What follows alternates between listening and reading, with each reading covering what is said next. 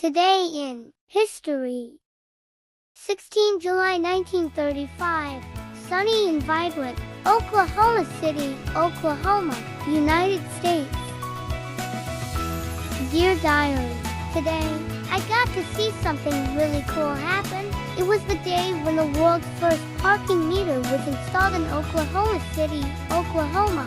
A parking meter is a special machine that helps people park their cars and pay for it, so they know how long they can stay.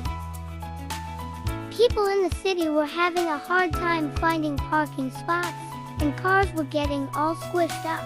So, a clever man named Magee made the first parking meter. He wanted to make parking easier and fairer for everyone.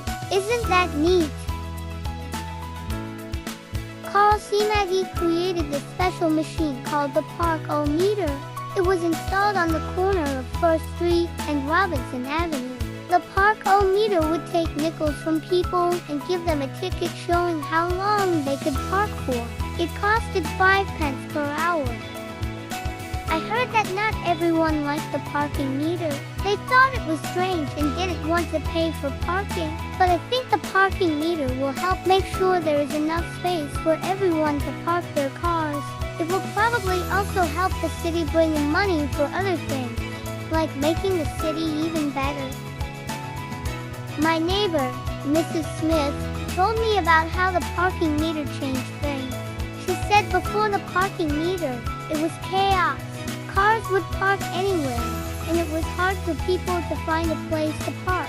But now, with the parking meter, it's much easier. Mrs. Smith likes that she can see the time on the meter and doesn't have to worry about getting a ticket.